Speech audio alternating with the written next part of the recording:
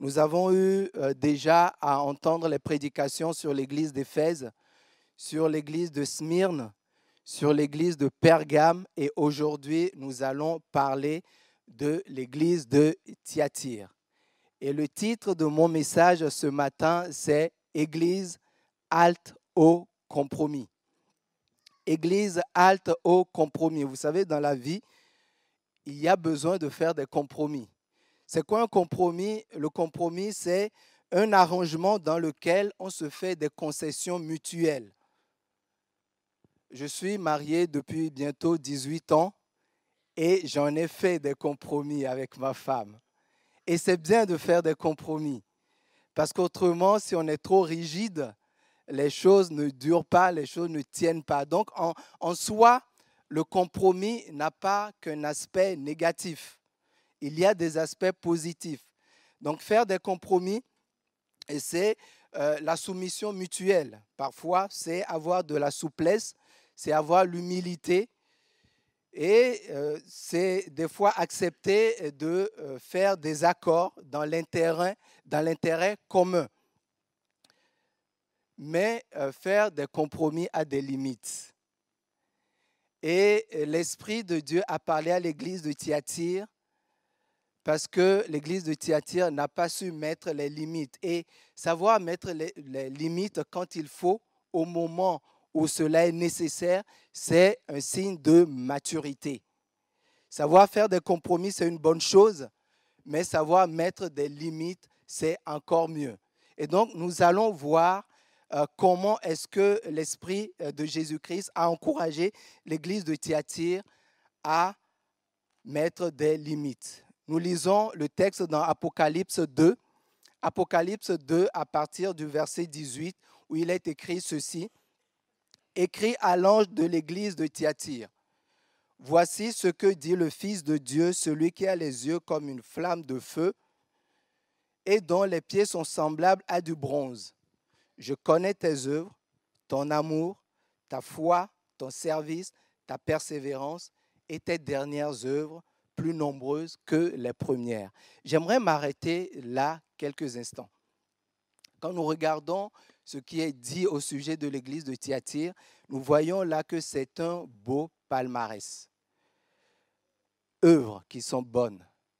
L'amour de Dieu y est présent, contrairement à l'église d'Éphèse, où il n'y avait pas d'amour. À Thyatire, il y avait l'amour. Eux, ils n'ont pas abandonné le premier amour.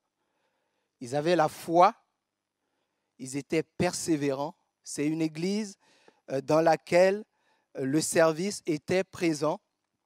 Et même Jésus-Christ dit à propos de cette église, ses œuvres sont de plus en plus nombreuses. Ce n'est pas une église qui est tiède, mais c'est une église qui progressait. Et je crois que Jésus-Christ fait des éloges sincères. Vous savez, des fois, quand on vient nous faire des éloges, on se demande ce qu'il y a après. Et au lieu de vivre ces instants pleinement, on se prépare à la suite. C'est comme si votre supérieur hiérarchique vous dit le vendredi soir qu'il veut vous rencontrer le lundi matin pour vous parler de quelque chose d'important. Au lieu de penser que sans doute il veut m'annoncer une promotion, on passe le week-end à angoisser parce qu'on pense qu'il va nous faire des reproches. L'être humain est comme cela. Et j'aimerais qu'on puisse arrêter un instant et considérer que Jésus-Christ était sincère. Parce que c'est Jésus-Christ qui parlait. Ce n'est pas pour faire avaler une pilule derrière. Et parfois, nous avons besoin d'apprécier quand on nous fait des compliments, tout simplement, de le recevoir comme tel et de l'accepter comme tel, et de ne pas penser que derrière, il y a une pilule amère à faire avaler. Et donc, cette église de Thyatire avait un beau palmarès.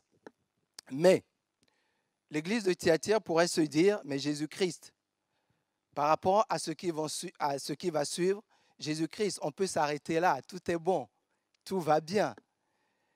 Pourquoi est-ce que tu veux continuer? Mais continuons. Verset suivant, mais ce que j'ai contre toi, c'est que tu laisses la femme Jézabel, qui se dit prophétesse, enseigner et séduire mes serviteurs pour qu'ils se livrent à l'inconduite et qu'ils mangent des viandes sacrifiées aux idoles. Et là, l'église de Thyatire pourrait commencer à se dire, Jésus, je le savais, je savais que tu avais quelque chose à me dire. C'est pour cela que tu as commencé par les éloges. Mais je crois que Jésus n'est pas manipulateur. L'Esprit de Dieu n'est pas manipulateur. Et c'est réel ce qu'il y avait dans l'église de Thyatire. Mais nous, quand nous avons des aspects positifs dans notre vie, nous rechignons un peu à ce qu'on nous parle de ce qui ne va pas. Et l'église de Thyatire pourrait dire à l'Esprit de Dieu, tu aurais pu t'arrêter là. C'est vrai, je ne suis pas parfait. D'ailleurs, j'ai des bons côtés. Tu viens de reconnaître que j'ai des qualités. Là, Esprit de Jésus, tu en rajoutes un peu trop. Et puis, il ne faut pas me culpabiliser quand même. Et ce que je considère comme l'arme de destruction massive, c'est si l'église de Thyatire dit à Jésus, tu m'as blessé. Jésus, tu m'as blessé, donc tu t'arrêtes là. Et parfois, quand on va voir les gens, quand ils sortent cette expression, tu m'as blessé, on ne peut plus rien dire. Mais Jésus a quelque chose à dire. Et est-ce qu'on est prêt, au-delà de nos qualités, au-delà de nos dons, de nos talents, de nos succès, de nos progrès, est-ce qu'on est prêt à entendre encore et encore ce que l'Esprit veut dire à l'Église? Ce n'est pas forcément un blâme sur toute la ligne, mais il y a juste un point que l'Esprit de Dieu veut souligner. Donc, j'ai écrit ceci, les qualités, les dons, les talents, les succès ou les progrès ne sont pas une raison pour refuser une correction. Personne ne dit Amen, mais je continue. Il faut qu'on puisse accepter les réprimandes, frères et sœurs. Dans ma propre vie, quand l'Esprit de Dieu vient me voir, quand l'Esprit de Dieu vient toucher un aspect de ma vie, le premier réflexe peut être de vouloir étaler tout ce qui va bien. Mais Seigneur, regarde. Oui, le Seigneur le voit et il en est content et il le dit. Mais parfois, il veut aller encore plus loin. Est-ce que nous voulons aller plus loin avec le Seigneur? Est-ce que l'Église est prête à entendre ce que le Seigneur veut lui dire? Puissions-nous faire preuve d'humilité et d'écouter ce que l'Esprit dit à l'Église. Mais ce que j'ai contre toi, c'est que tu laisses la femme Jézabel, qui se dit prophétesse, enseigner et séduire mes serviteurs pour qu'ils se livrent à l'inconduite et qu'ils mangent des viandes sacrifiées aux idoles. Nous allons nous intéresser à cette femme, Jézabel. D'où mon premier point, Jézabel, une influenceuse hors pair. Alors, c'est qui Jézabel? Je vous ai mis les références. Vous vous ferez une joie de lire les références chez vous. Nous sommes dans le cadre d'une prédication. Je ne peux pas tout le lire, mais c'est très riche. Vous ne pouvez pas imaginer comme c'est riche d'enseignements de pouvoir lire ces textes. Jézabel, qui est-elle? Fille d'un roi sidonien, un roi étranger. Jézabel veut dire non pourvu d'un mari. Son père s'appelle Ethbal, qui veut dire ressemble à Baal. Ça vous dit quelque chose? Et c'est la femme d'un roi qui s'appelle Akab. On reviendra dessus. Ce qu'il y a de particulier dans la vie de Jézabel, c'est qu'elle a introduit le culte de Dieu étranger en Israël. C'était une femme étrangère et Akab, en dépit des recommandations de Dieu de ne pas épouser des femmes étrangères, Akab est parti épouser cette femme étrangère. Elle a introduit le culte des dieux Baal et Astarté. Elle a encouragé ce culte des dieux étrangers. Les textes nous enseignent que Jézabel était une prostituée. Elle a eu à faire de la prostitution, de l'adultère, qu'elle pratiquait la sorcellerie, 2 Rois 9, 22. Et ses traits de personnalité étaient manipulation, domination, occultisme, perversion sexuelle, usurpation d'autorité. Beau palmarès, hein? Et là, nous voyons l'église de Thyatire, de qui Dieu a dit qu'ils avaient la foi, qu'ils étaient persévérants, qu'ils avaient des œuvres bonnes, qui a introduit cette femme au sein de son assemblée et qui a laissé cette femme enseigner. Mais il y a un trait particulier que j'aimerais soulever ce matin dans la vie, dans le couple Jézabel et Akab, c'est qu'il y avait une relation de codépendance toxique entre Jézabel et Akab. Et pour cela, j'aimerais vous lire une histoire. Je ne l'ai pas mis sur les diapos, mais écoutez bien ce qui s'est passé dans ce passage. C'est l'histoire de la vigne de Naboth. Suivez bien, 1 Roi 21 à partir du verset 1.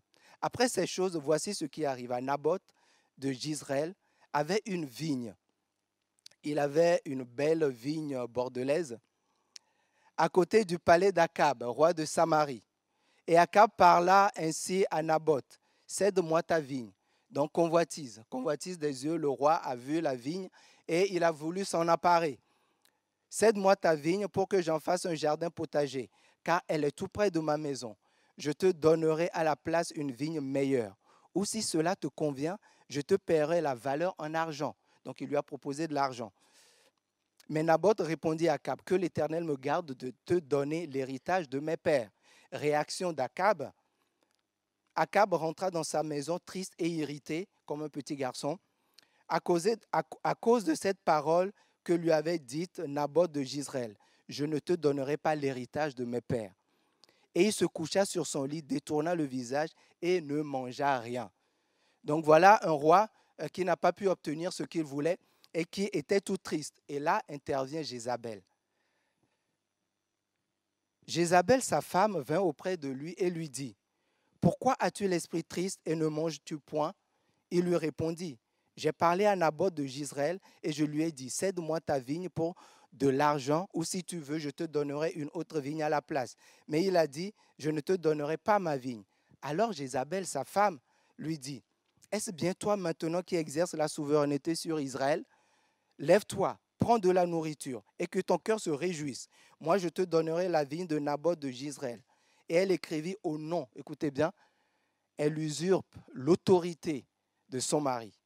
Elle écrivit au nom d'Akab des lettres qu'elle scella du sceau d'Akab et qu'elle envoya aux anciens et aux magistrats qui habitaient avec Naboth dans sa ville.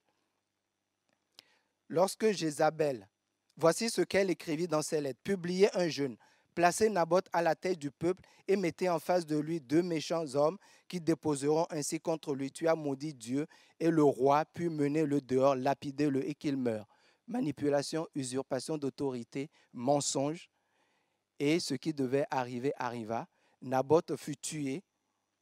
Lorsque Jézabel apprit que Naboth avait été lapidé, qu'il était mort, elle dit à Akab, « Lève-toi, prends possession de la vigne de Naboth de Jezreel, qui a refusé de te la céder pour de l'argent, car Naboth n'est plus en vie, il est mort. » Akab, entendant que Naboth était mort, se leva pour descendre à la vigne de Naboth de Jezreel afin d'en prendre possession. L'affaire était réglée. Donc Jézabel ici a réglé l'affaire à sa manière. Et Akab, au lieu de condamner les attitudes de sa femme, a pris la vigne. C'est pour cela que je pense qu'il ne peut y avoir une Jézabel sans un Akab qui laisse faire. Et c'est ce point que l'esprit de Jésus-Christ a voulu toucher chez l'église de Thyatire. C'est parce que l'église de Thyatire a laissé faire. Ce n'est pas parce que Jézabel était plus forte, mais c'est parce que derrière, il y a une autorité qui a laissé faire. Et pourquoi est-ce qu'Akab a laissé faire? Akab peut avoir laissé faire par lâcheté. Ici, on le sent bien, on devine bien qu'il a été lâche. Par intérêt, il y a trouvé son intérêt. Par laxisme, par orgueil, par ignorance. Là, c'est peut-être un peu plus atténué. Ou par adhésion.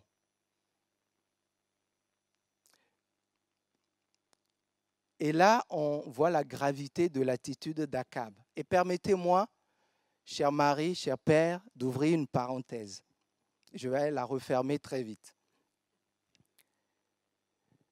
J'aimerais inciter nos chers maris, pères, hommes, à garder leur place.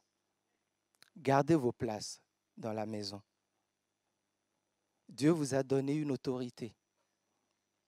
Ne laissez pas tout faire chez vous. Gardez vos places en tant qu'autorité spirituelle.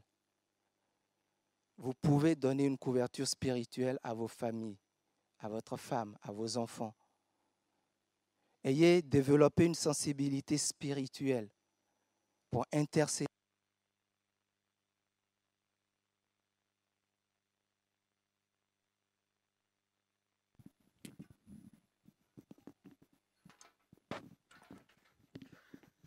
Pardonnez-moi. Pour encourager, pour soutenir quand cela est nécessaire. Nous sommes dans une société où il y a une attaque en règle contre la masculinité.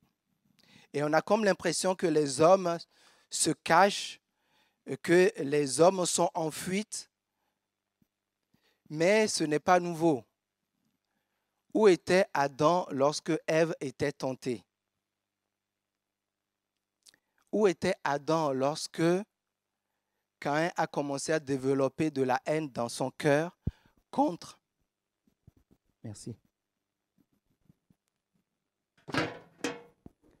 contre son frère Abel?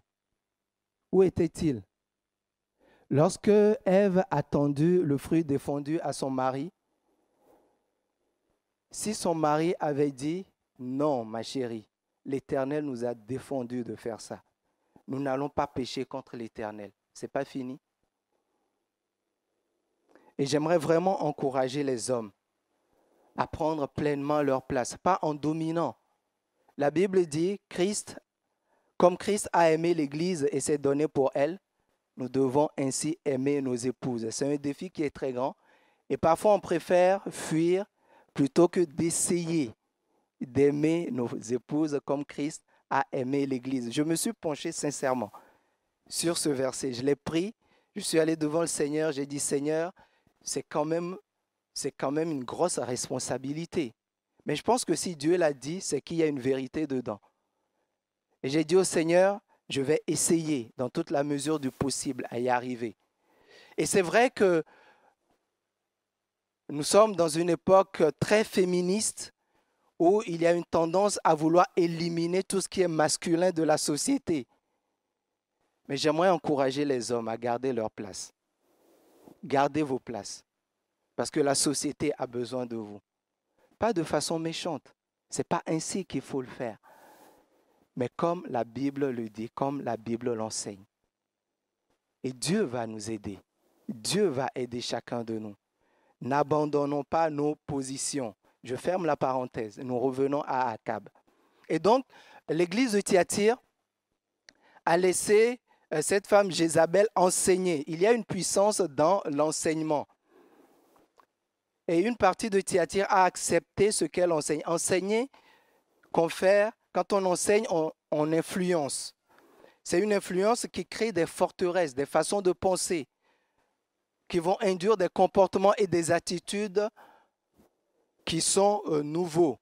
Et par l'enseignement de Jézabel, c'est pour ça que je disais que c'était une influenceuse hors pair, elle a progressivement amené l'église de Thyatire dans l'impudicité, dans l'immoralité sexuelle et dans l'idolâtrie. Enseigner veut dire didasco, c'est tenir un discours aux autres en vue de les instruire, faire assimiler une doctrine, expliquer ou exposer quelque chose. Et enseigner veut aussi dire des commérages. Peut-être que Jézabel était dans l'église de Thyatire et petit à petit, elle a commencé à parler des choses de l'immoralité sexuelle. Elle a commencé à drainer une partie vers l'idolâtrie. Elle a commencé à leur dire, mais ce n'est pas grave, vous pouvez le faire. Mais il n'y a rien derrière, c'est très simple, c'est inoffensif. Moi, je l'ai fait, je le connais, mais je suis aussi spirituel que vous. Et petit à petit, l'église de Thyatire a laissé faire. Et malgré un beau palmarès, Thyatire a été séduite. Une perception non biblique de l'existence et de la vérité prédispose à la séduction et aux fausses doctrines. Lorsque nos façons de voir, nos façons de penser, notre façon d'être n'est pas basée sur la vérité de la parole de Dieu, nous pouvons être sujets à la séduction. Nous sommes dans une époque que les sociologues qualifient de post-moderne. Dans le post-modernisme, chacun a sa vérité. Ta vérité n'est pas ma vérité n'est pas ta vérité. Tant que tu peux vivre ta vie comme tu l'entends, comme tu la conçois, et que tu ne me blesses pas, chacun peut vivre libre. Et dans cette société post-moderne, on n'accepte pas qu'on vienne nous dire que tu as tort. Parce que si je te dis que tu as tort, c'est que je te rejette et c'est que je suis un fanatique. Et on a tendance à laisser tout faire. Et là, le mot tolérance prend un sens qui est négatif. On ne sait plus poser les limites. On n'ose plus affirmer haut et fort, là, ça suffit. Vous avez dépassé les bornes. Il n'y a plus de bien, il n'y a plus de mal. Tant que toi, tu le vis bien, tant que toi, tu le ressens bien, tant que c'est ton expérience personnelle qui t'est agréable, je te laisse faire. Et nous sommes dans cette époque, nous sommes dans cette société. Et c'est difficile pour l'Église de se positionner.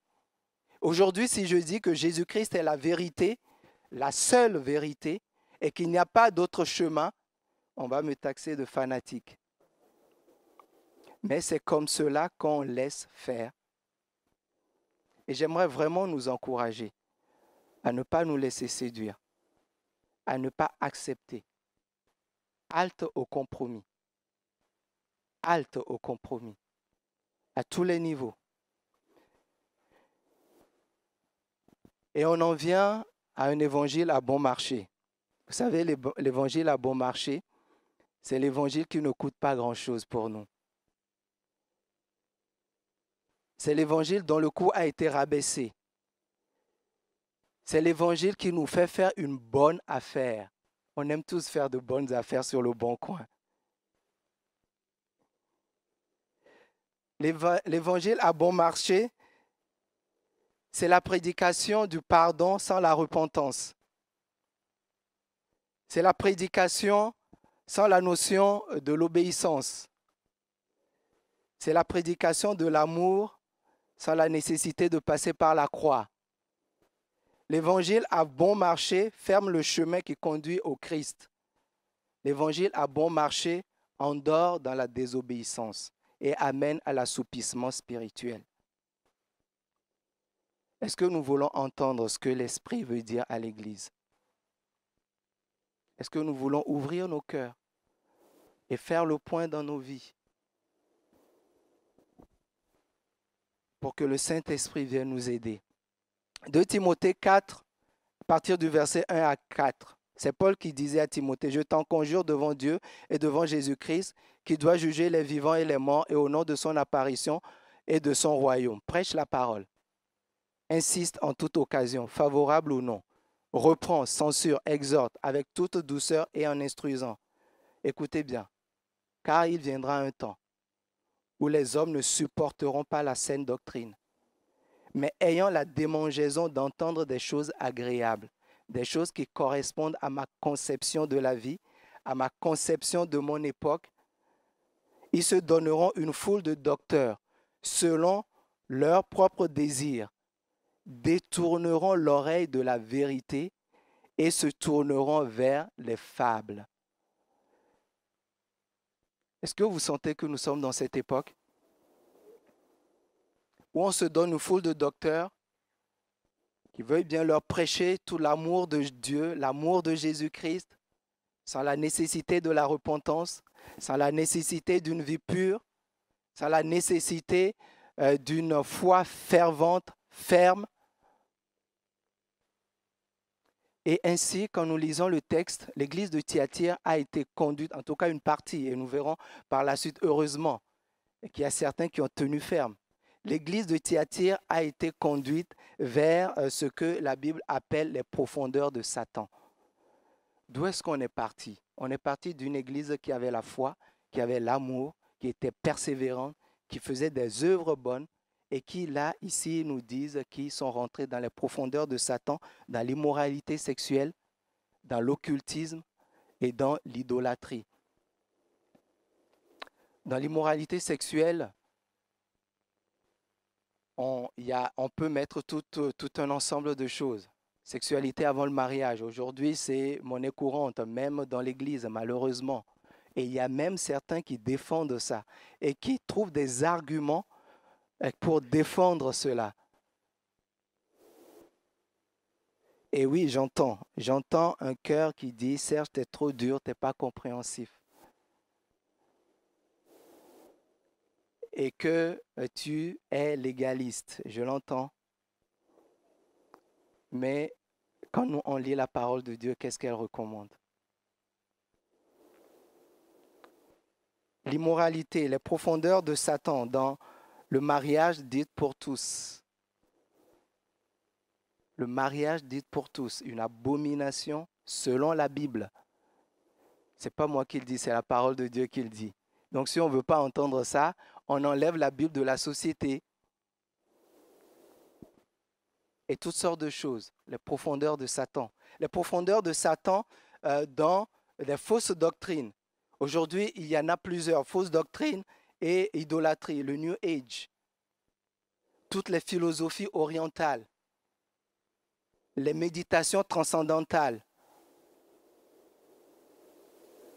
les loges maçonniques. Et ce qu'on a appelé ces dernières années le royaume maintenant. Je ne sais pas si vous avez déjà entendu des prédications sur le royaume maintenant où des prédicateurs incitent les chrétiens à briller dans la société pour démontrer que Dieu existe, pour pouvoir amener le plus grand nombre de chrétiens et qui incite les chrétiens à être très élitistes, à prendre des positions stratégiques dans la société pour amener le royaume de Dieu sur terre.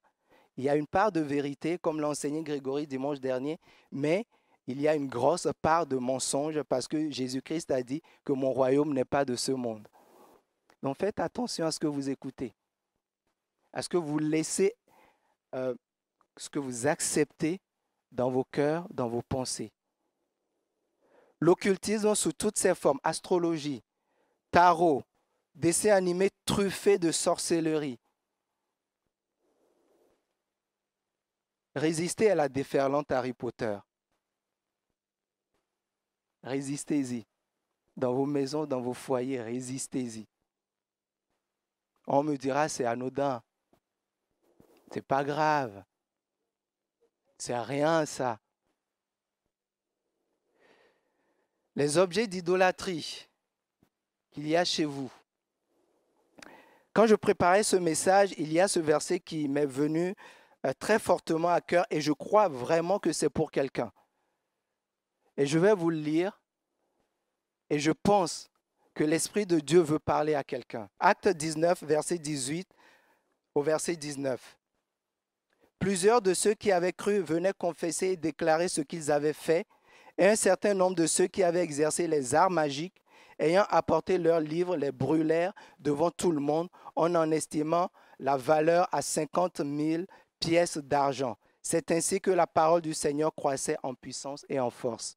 Je pense qu'il y a quelqu'un qui a besoin d'amener ces objets d'idolâtrie et de magie devant les pasteurs et de se repentir.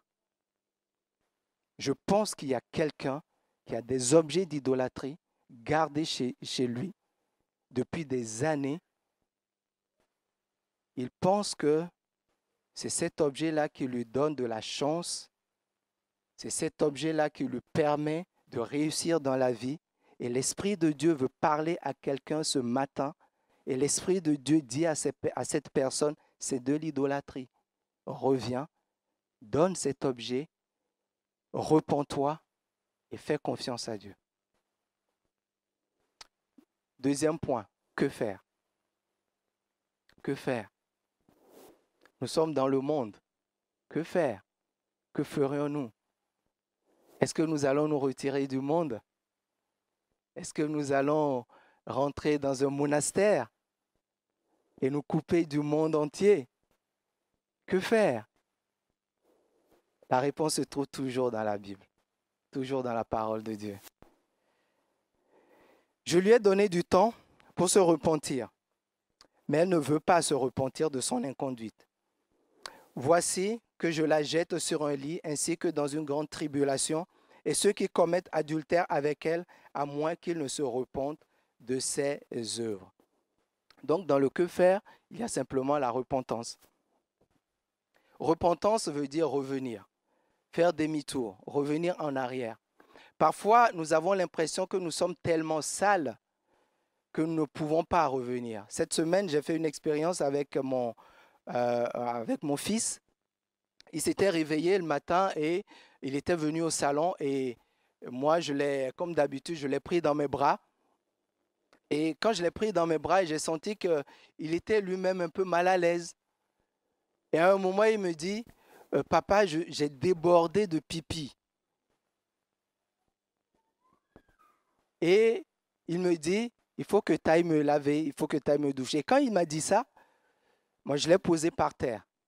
Je l'ai posé par terre et tout de suite, le Saint-Esprit m'a repris. Et le Saint-Esprit m'a dit, tu le poses par terre, tu sais le message que tu viens de lui envoyer, tu viens de lui dire que parce qu'il est sale, tu ne peux pas le porter dans tes bras. Donc tu vas le reprendre dans tes bras, bien qu'il soit débordé de pipi, et tu vas le garder dans tes bras. Et donc je l'ai repris et je l'ai gardé dans mes bras. Mais lui, il était gêné. Il était gêné. Il ne se sentait pas assez digne pour rester dans mes bras. Mais moi, je l'ai gardé dans mes bras. Et c'est vrai, j'étais aussi imbibé de pipi. Et après, je suis parti le doucher et lui donner son bain. Et quand je l'habillais, après, je lui ai dit, écoute, mon grand, tu sais, tout à l'heure, je t'ai gardé dans mes bras parce que même quand tu es sale, je peux te garder dans mes bras parce que je t'aime. Et Dieu veut dire à quelqu'un, tu n'es pas assez sale pour venir dans ses bras. N'attends pas d'être lavé pour venir dans ses bras. N'attends pas. Dieu veut te garder dans ses bras. Jésus-Christ a pris nos fardeaux. Il a pris nos péchés les plus noirs. Il les a portés à la croix. Et parfois, nous voulons aller nous laver nous-mêmes, nous doucher nous-mêmes, enlever les saletés nous-mêmes avant de venir. L'évangile, ce n'est pas ça. L'évangile, c'est viens avec ta noirceur, viens avec tes péchés, viens avec tes saletés. Dieu te prend dans ses bras et il te purifie.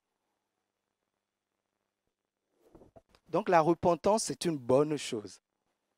Parfois, nous vivons la repentance et nous le sentons comme quelque chose de coupable, de mauvais, de négatif. Mais la repentance ouvre la porte à une nouvelle vie, à quelque chose de saint. Donc, repens-toi, reviens, renonce et reviens. Viens dans les bras du Père.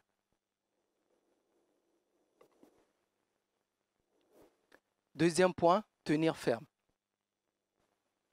Tenez ferme après avoir tout surmonté, disait Paul aux Éphésiens. Mais à vous tous, les autres, qui n'ont pas cette doctrine et n'ont pas, comme ils disent, connu les profondeurs de Satan, je dis, je ne mets pas sur vous d'autres fardeaux. Seulement ce que vous avez, tenez-le ferme jusqu'à ce que je vienne. Je disais tout à l'heure que nous sommes dans une société post-moderne et la pression va être de plus en plus forte. Elle va être de plus en plus subtile. Elle va être de plus en plus intimidante. Elle va être de plus en plus culpabilisatrice. Mais tenez ferme. Tenez ferme parce que Jésus-Christ revient. Tenez ferme parce que sa parole est la vérité. Tenez ferme parce que il est fidèle. J'aimerais inviter les musiciens à s'avancer. Nous avons besoin de tenir ferme dans nos positions. Et rappelons-nous, au début, j'ai dit que le compromis n'est pas toujours mauvais. Mais la maturité nous impose de savoir mettre des limites là où il faut mettre des limites. La maturité nous impose de savoir déceler, discerner les œuvres de l'ennemi. Jézabel était dans son élément. Elle était authentique, elle était vraie dans tout ce qu'elle pouvait apporter de mauvais. C'était à l'Église de lui dire non et de lui dire stop. Ce n'était pas à Jézabel de se retirer parce qu'elle était dans son identité. Mais l'Église a laissé faire. C'est comme si l'Église, plus l'Église reculait, plus elle prenait de la place. Alors que la parole de Dieu nous enseigne que l'Église est le soutien et la colonne de la vérité. L'Église, dans cette société, dans le monde, dans son entièreté, dans sa pureté, dans sa fermeté, l'Église est la colonne et le soutien de la vérité. Il ne faut pas que nous ayons des doutes par rapport à cela. Nous n'avons pas à rougir de qui nous sommes. Nous n'avons pas à rougir de notre foi. Nous n'avons pas à rougir de notre croyance. Mais l'Église est le soutien et la colonne de la vérité. Puissions-nous individuellement prendre position, tenir ferme. Ce que tu as, garde-le. Garde-le jusqu'à la fin. Et j'aimerais terminer en lançant un appel. Lançant un appel en disant, reviens. Reviens vers Dieu le Père. Quelle que soit ta noirceur, quel que soit ce que tu as fait, quelle que soit ta position, ton positionnement, l'Esprit de Dieu t'appelle à revenir. L'Esprit de Dieu t'appelle à renoncer. L'Esprit de Dieu t'appelle à abandonner. Peut-être que tu sens que tu as laissé des positions. Il y a des choses auxquelles tu croyais, des choses par rapport auxquelles tu étais plus ferme il y a quelques années. Aujourd'hui, tu sens que tu es plus avenant, on va le dire comme ça. Mais l'Esprit de Dieu te dit non. Tu n'as pas été assez ferme. Tu n'as pas placé les limites où il fallait, au moment où il le fallait. Reprends ta position. J'aimerais parler à un mari, à un père. Peut-être que tu as accepté que des choses s'introduisent dans ta famille, dans ton foyer. Et tu as besoin de te positionner. Peut-être que tu as besoin de ramener plus de piété, des temps de prière dans ta maison. Avec tes enfants, prends position. Reviens. L'Esprit de Dieu parle à son Église parce que Jésus-Christ revient. Jésus revient. Il revient chercher chacun de nous. Où est-ce que tu en es? J'aimerais inviter l'Église à commencer à prier. Parle au Seigneur et demande au Seigneur de te fortifier. De te fortifier dans ta foi. De te fortifier dans ton engagement. Parle au Seigneur.